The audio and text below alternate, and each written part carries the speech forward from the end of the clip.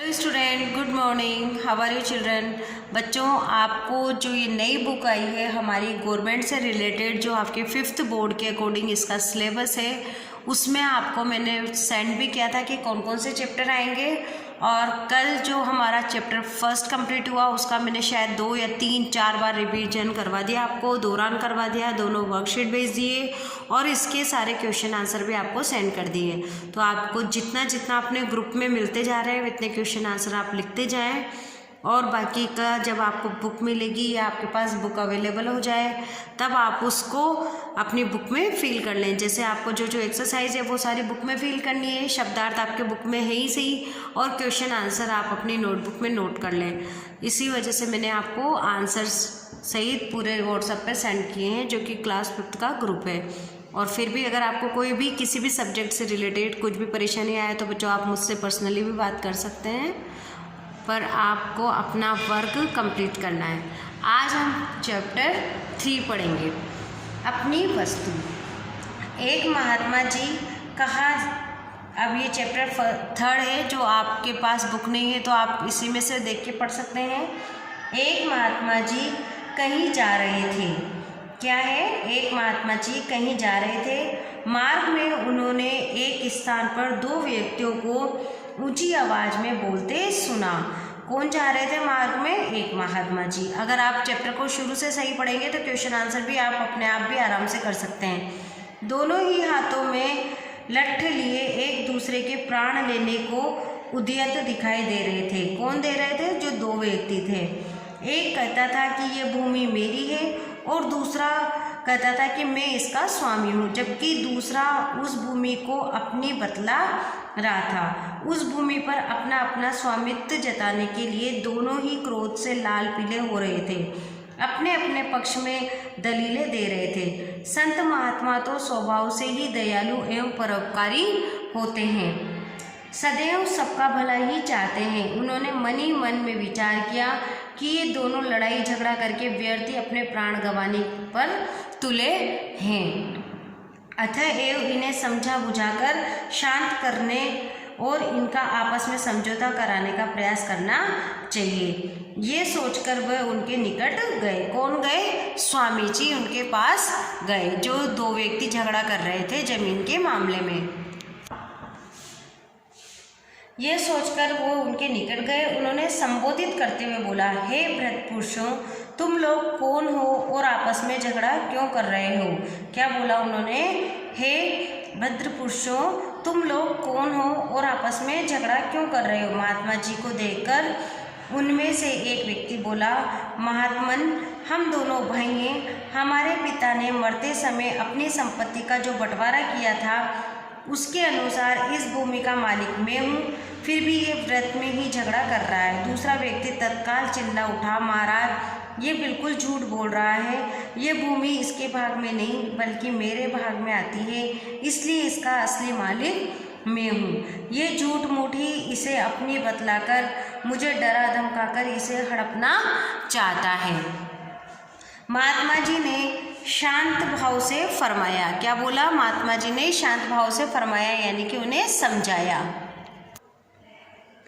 तुम दोनों ही इस भूमि को अपना कहते हो और अपने अपने पक्ष में दलीलें देते हो। ऐसा तो इसका निर्णय कभी नहीं होगा। इसलिए अच्छा यही रहेगा कि जिस भूमि के लिए तुम दोनों मरने मारने पर उतारू हो उसी से ये बात पूछ लो कि इसका असली मालिक तुम दोनों में से कौन है। क्या कहा महात्मा जी ने? कि तुम दोनों इसके लिए झगड़ रहे हो तो इससे अच्छा है कि इससे ही पूछ लो कि इसका असली मालिक कौन है। इसीलिए अच्छा रहेगा कि जिस भूमि के लिए तुम दोनों मरने मारने पर उतारू हो उससे ही ये बात पूछ लो कि इसका असली मालिक तुम दोनों में से कौन है।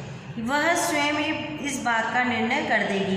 कुछ पल तक दोनों महात्मा जी के मुख की ओर ताकते रहे, फिर बोले, किंतु ये संभव कैसे है?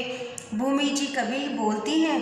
महात्मा जी ने उत्तर दिया, हाँ, वह अवश्य बोलती है, परंतु उसकी आवाज़ तुम लोग नहीं सुन सकते, हम सुन सकते हैं। किंतु यह बताओ कि भूमि जो भी निर्णय देगी क्या वह तुम दोनों मान्य होगा?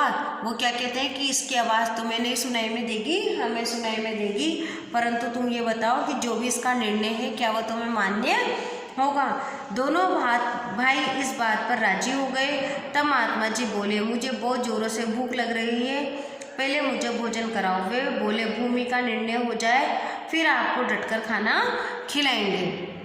महात्मा जी ने कहा, भूमि का निर्णय तो हो ही जाएगा, वह कहीं भागे थोड़ी न जा रही है। पहले भोजन हो जाए ताकि मन मस्तिष्क कुछ ठिकाने आ जाए, इसलिए तुम दोनों अपने घर से भोजन ले आओ, तब तक हम यहीं बैठे हैं। यह कहकर महात्मा जी एक पेड़ की छाया में बैठ गए।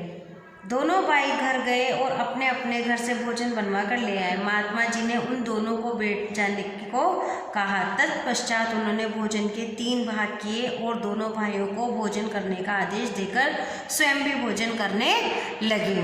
क्या किया उन्होंने? दोनों भाई घर गए और अपने अपने घर से भोजन बनवा कर ले आए। महात्मा जी ने उन दोनों को बैठ जाने को कहा।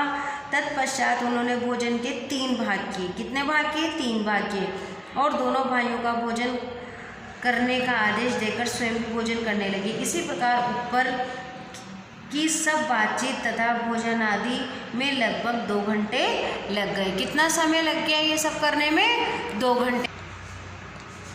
महात्मा जी की इस समस्त कार्यवाही का उद्देश्य केवल ये था कि दोनों को जब क्रोध था वह कम हो जाए, ताकि उन्हें समझाया बुझाया जा सके। और हुआ भी यही। वे दोनों जब भोजन से निर्वृत्त हुए तो काफ़ी शांत थे। उन्होंने महात्मा जी के चरणों में विनय की, महाराज ये भूमि तो कुछ बोलेगी नहीं, इसीलिए आप ही हमारा निर्णय कर दीजिए।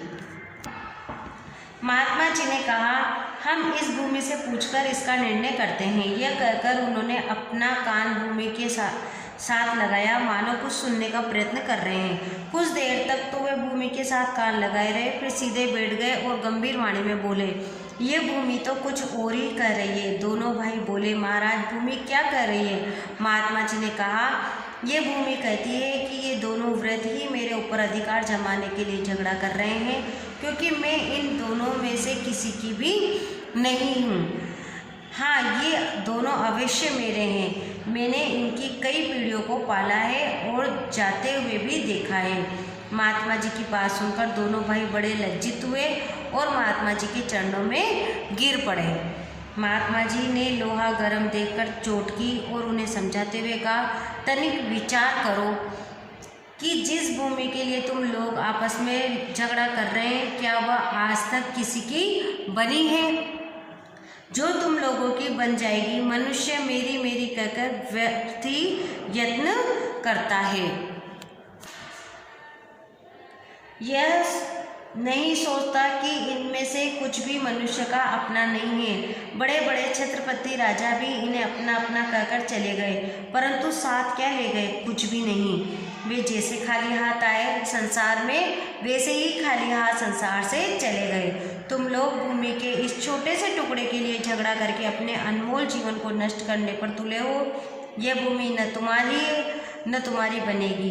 भूमि क्या, संसार में जितने भी पदार्थ है, धन संपत्ति मकान आदि, इनमें से कुछ भी तुम्हारा नहीं है।